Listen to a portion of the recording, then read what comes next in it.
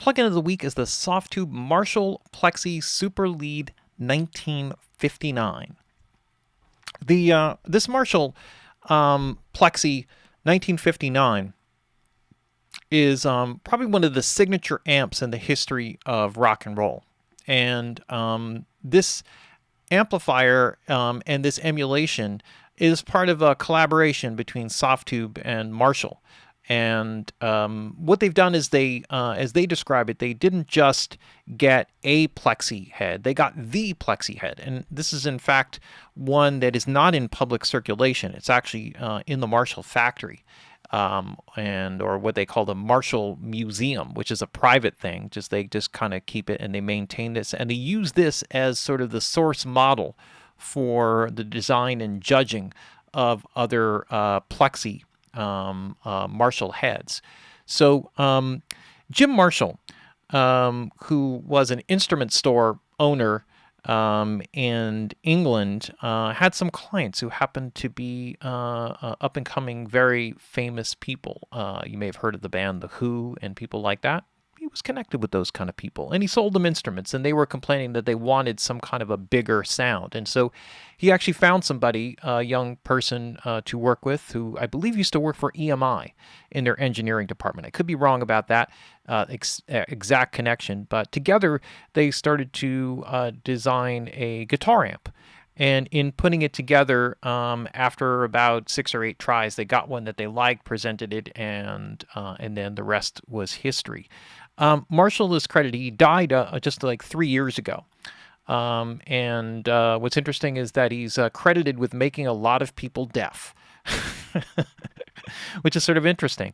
But a genius in his own right. He created something that was really unique and had like an historical, set an historical precedent for rock sound. And so everybody from Jimi Hendrix and Led Zeppelin, The Who, they all ended up having Marshall heads and Marshall cabinets. So this is an emulation of this very special head. Now, this was not created in 1959, even just by looking at the model number. It was actually released in 1967. So this is basically almost 50 years old, more or less. And so it's a really special unit and a really good emulation, and really captures the classic sound and some of the things that were done with it. So I'm going to kind of explain that as we go along. The modeling was also done through a cabinet, a 1960 BHW 4x12 cabinet, which had Celestion GH12H30s or G12H30s, which were speakers that were put in the cabinet that were actually underrated for the amount of power that was being driven through them. And that was by design, and it gave it a classic sound. So the speakers were part of the distortion characteristic of the amp. And this is meant to be a real super drive kind of thing.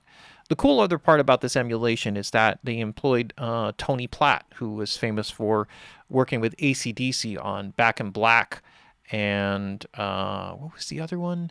It was one of their other most famous records, which I'm sorry, spacing on here for a second. But what they've done is they got different mic setups. So you have 2 mics, 67s and a C12, fat mics, which is a Josephson E22, which is actually an interesting mic. It sort of looks like a periscope kind of thing, and was designed really for drums, but it's kind of cool. A U87, and then a ribbon mic, a Coles 4038. And then on the dynamic side, the classic SM57, the Sennheiser E609, and a U87, which is not a dynamic mic, but is in there in the modeling. So for the room. So now what you have here, which is kind of cool, is that if I use a mono to stereo instantiation, I can actually go into panning with the different mics and the room, and kind of set a sound here from the different settings here. So this is really cool in terms of the way that this is set up. So let's start with the actual amp. Now, when you plug in, there actually are 4 different places you can plug the guitar into. Input 1 gives a brighter tone. Input 2 gives a darker tone. And then there's a high gain input and a low gain input. By plugging into any of these, you can actually get a different characteristic sound. So just on its own, if we just take, for example, I'm just going to grab one of these 2 guitars here, and for right now, I'm gonna leave that just as it is. So that's the original. Now, there's no reverb that's built into this, but some of this is being added in. I'm also going to compensate and pull the gain back a little bit.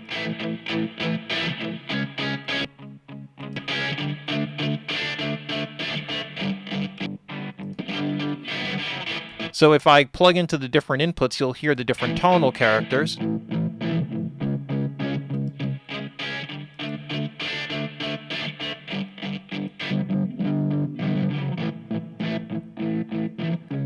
So what's really cool about this and the way these amps were actually used is that you could actually cross patch, because when you fed into this side, it would also mult over to the other input, which could then be patched into another side. So if you click on this again, it will give you the ability to feed into both sides. And I could feed that into the high gain or into the low gain. So in terms of selecting a sound, you could get every variation. Really cool.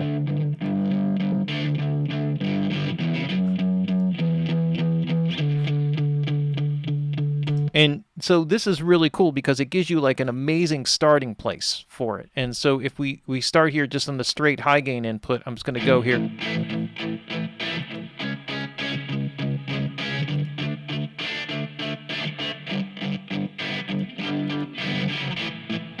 All right, so now we have separate volume controls for input 1 and 2 as well. So if we're driving this here, in addition to the bass, middle, and treble controls, I can't believe after all these years, the one that sits in the museum doesn't have a cap on the middle. But obviously that's exactly the way it was, so they left it. But I can have separate volume control on the brighter one, a little more overdriven.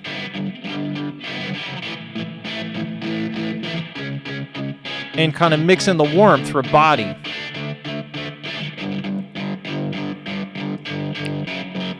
So just from that place, I already have, like a basic setup, and I can adjust, my, middle treble settings to kind of add, a little bit more, make up for anything, that I want to enhance.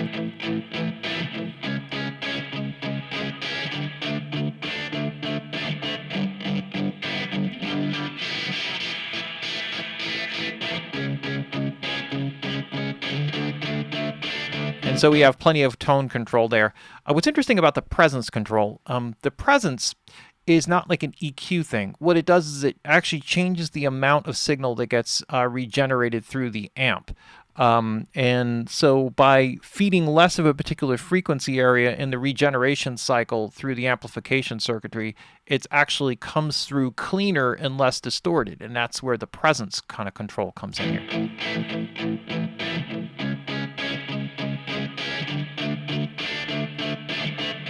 And so in this case, the presence actually brings you a little bit almost more, although not exactly technically correct, it gives you a little bit more of the dry signal, so you get a bit more detail in the sound. So it's kind of an interesting thing, and it usually enhances somewhere in the upper mid-range frequencies to help kind of make that kind of come across. So it's an interesting thing.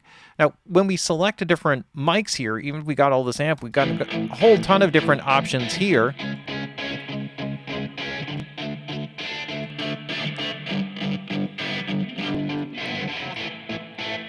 And if we work like here with the 267s, we can actually, pan them. So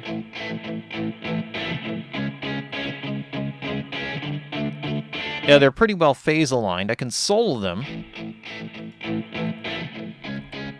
I can shift click to solo more than one. And then I can option click to reset them. So I could set these here, and then I can also mix in a room mic, which is at a set distance.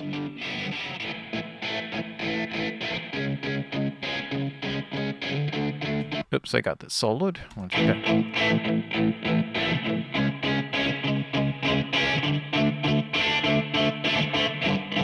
And what you'll find with this is that you're going to end up having to bring the gain down on these guys.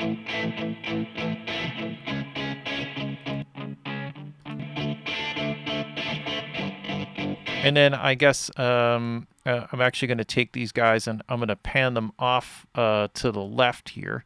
And then I'm going to mult this guy over here. And then I have a track that's doubling this. And then this would get fed off to the right-hand side. And then we could kind of get like a full doubling effect.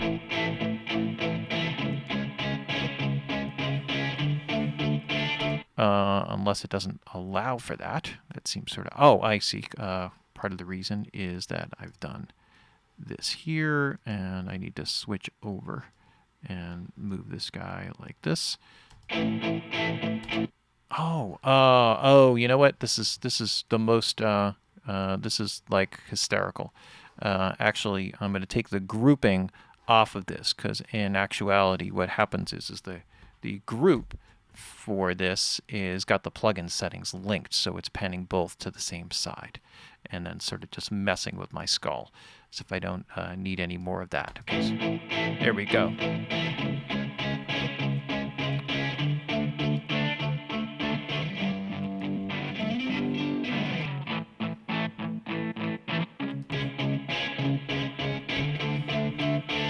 So definitely much more of, like a big sound rock vibe. And now this may not be the most appropriate track for this. We'll take the vocals out and then we'll just kind of let it rock out.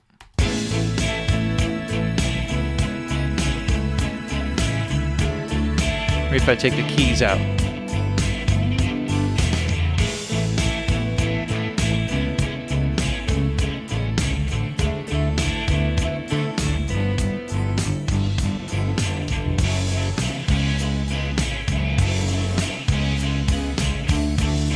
It has like it's a pretty intense, really heavy sound. The panning just allows you to, if I take one of these solos out and just kind of work with this here, it just gives you the ability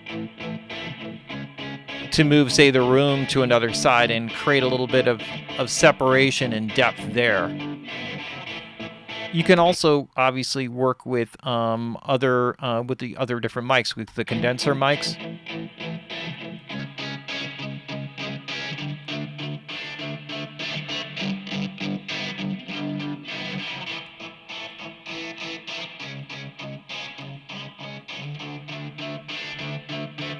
Right, get that real ballsiness of the SM57.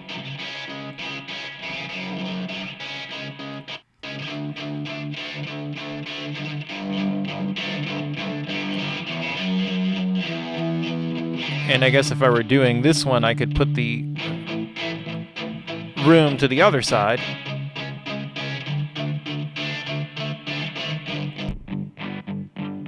A little bit different, right? Amazingly rich tone in this, and really cool. I mean, this is a classic amp, and one that so many people have tried to capture or remake, but this really defined a whole era of rock music through the late 60s and into the 70s. And this particular amp is really amazing. So given all of the options, the people that put this together, all the different tonal characters, you can see just by going through the inputs how amazing this is. I didn't even get into the tone controls and stuff like that. But then when you start to mix in all the different combinations of mics, this is like a rock, God's, like you got to have this in your collection if like especially heavy and hard rock is what you do in terms of an emulation. This thing kicks ass. Really cool. And you don't hear me like say that about a lot of plugins, but for guitar amp emulation, this one really rocks. Really into this one. Okay, there we have it. The Softube Marshall 1960 Plexi Super Lead amp. This particular model at this point runs only on the Universal Audio system. And I assume eventually this will come out in native version. So maybe by the time you watch this video, it's already released in native version. I say that because I think Brainworks also had a series of amplification plugins that were running through Universal Audio only as well, and recently got released native. So I expected the same would happen. It's probably some kind of a deal with Universal Audio. All right, there you have it. Marshall 1959. A Rock Gods plugin. So get it. It's a good one.